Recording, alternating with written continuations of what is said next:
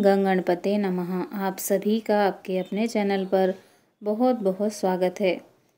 आप सभी को होली की ढेर सारी शुभकामनाएं। आप सभी पर ईश्वर की कृपा सदा बनी रहे। आज इस वीडियो में हम होलिका दहन की पौराणिक कथा सुनेंगे। ऋषि कश्यप और दिति के दो बलशाली पुत्र हिरण्याक्ष और हिरण्याकश्यप थे और दो पुत्रियां सिंहिका और होलिका थीं। हिरण्याक्ष ने धरती को जल में डुबो दिया था तो भगवान श्री हरि विष्णु जी ने वाराह अवतार लेकर हिरण्याक्ष का वध किया था। सिंहिका को हनुमान जी ने लंका जाते वक्त रास्ते में मार दिया था। अब बचे हिरण्याकश्यपु और होलिका, इन्हीं की यह कथा है। एक बार की बात है, त्रैलोक्य पर विजय प्राप्ति के लिए हिरण्याकश्यप ब्रह्मा जी की तपस्या में लीन था। असुरराज हिरण्याकश्यप की तपस्या से प्रसन्न होकर ब्रह्मा जी ने उसे वर मांगने को कहा तो उसने कहा कि मुझे अमरता का वरदान चाहिए। ब्रह्मा जी ने कहा कि यह संभव नहीं, कुछ और मांगो। तो उसने कहा कि आपके बनाए किसी प्राणी, मनुष्य, पशु, देवता, दैत्य, नाग आदि किसी से मेरी मृत्यु न हो। मैं समस्त प्राणियों पर राज्य करूं। मुझे कोई न दिन में मार सके, न रात में, न घर के अंदर मार सके, न बाहर। न मैं किसी अस्त्र के प्रहार से मरूं और न ही किसी शस्त्र के प्रहार से। न भूमि पर, न आकाश में, न पाताल में, न स्वर्ग में। ब्रह्मा जी ने तथा अस्तु कहा और उसे वरदान देकर अंतर्ध्यान हो गए। हिरण्याकश्यप जब तपस्या में लीन था तब उसी दौरान देवों ने असुरों पर आक्रमण कर उन्हें परास्त कर दिया था और देवराज इंद्र हिरण्याकश्यप की गर्भिणी पत्नी कयाधु को बंदी बनाकर ले आए थे। परंतु बीच रास्ते में ही उनकी मुलाकात देव ऋषि नारद से हुई। नारद जी ने देवराज इंद्र को उपदेश दिया कि आप ये पाप कर रहे हैं। उपदेश सुनकर देवराज इंद्र हिरण्याकश्यप की पत्नी कयाधु को महर्षि के आश्रम में छोड़कर स्वयं देवलोक चले गए। गर्भवती कयाधु को नारद जी ने विष्णु भक्ति और भागवत तत्व से अवगत कराया। यह ज्ञान गर्भ में पल रहे पुत्र प्रहलाद ने प्राप्त किया। इधर हिरण्याकश्यप जब लौटा तो इस वरदान से उसके भीतर अजर अमर होने का भाव उत्पन्न हो गया। इसके चलते उसने धरती पर अत्याचार शुरू कर दिया था। उसने देवों को अपना दास बनाया, ऋषि मुनियों व भगवत भक्तों को तंग करने लगा, यज्ञों को नष्ट भ्रष्ट करने लगा। उसने आदेश दिया कि उसके राज्य में किसी भी देवता की पूजा नहीं होगी।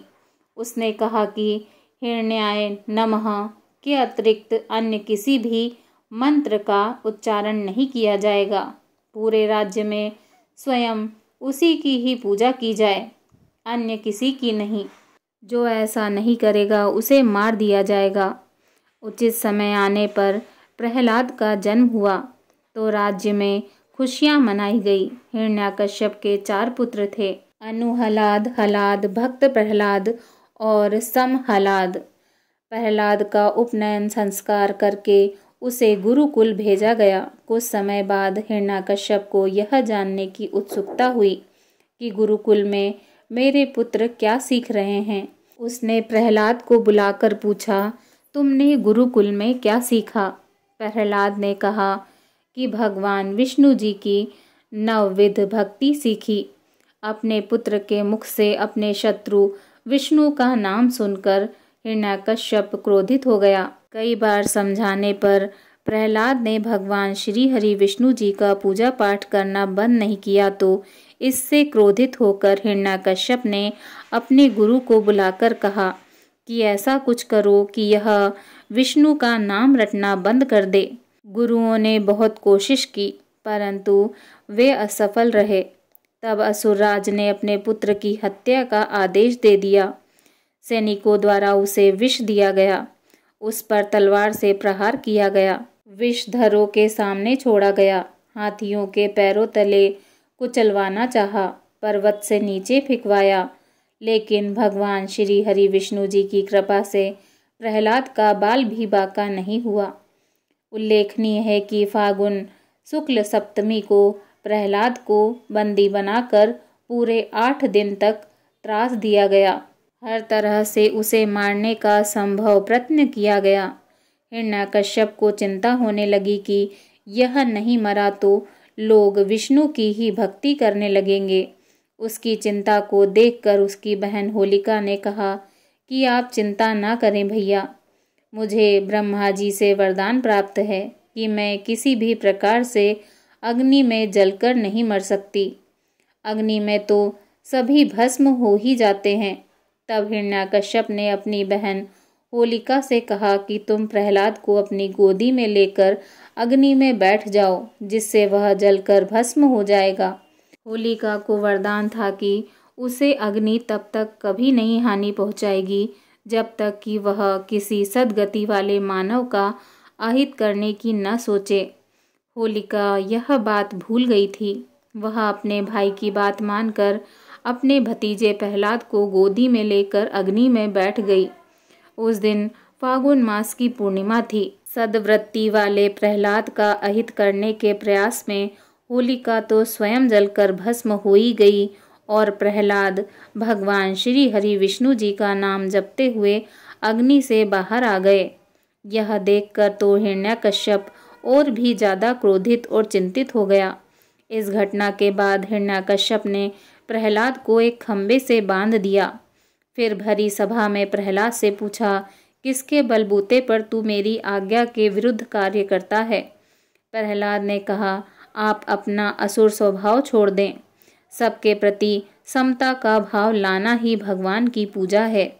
हिरण्यकश्यप ने क्रोध में कहा, तू मेरे सिवा किसी और को जगत का स्वामी बताता है। कहाँ है वह तेरा जगदीश्वर? क्या इस खंबे में है जिससे तू बंधा है? यह कहकर हिरण्यकश्यप ने खंबे में घूंसा मारा। तभी खंबा भयंकर आवाज करते हुए फट गया और उसमें से एक भयंकर डरावना रूप प्रकट हुआ, जिसका सिर सिंह का और धड़ मनुष्य का था। पीली आंखें, बड़े बड़े नाखून, विकराल चेहरा और तलवार सी लपलपाती जीभ, यही नरसिंह अवतार थे। उन्होंने तेजी से हिरण्यकश्यप को पकड़ लिया और संध्या की वेला में, अर्थात न तो दिन था न ही रात, और सभा की दहली पर, अर्थात न तो बाहर और न भीतर, अपनी जंघाओं पर रखकर न भूमि पर न आकाश में अपने नखों से, न अस्त्र से न शस्त्र से उसका कलेजा फाड़ डाला। हजारों सैनिक जो प्रहार करने आए, उन्हें भगवान नरसिंह ने हजारों भुजाओं और नख रूपी शस्त्रों से खदेड़ कर मार दिया। फिर क्रोध में भरे नरसिंह भगवान सिंहासन पर जा बैठे।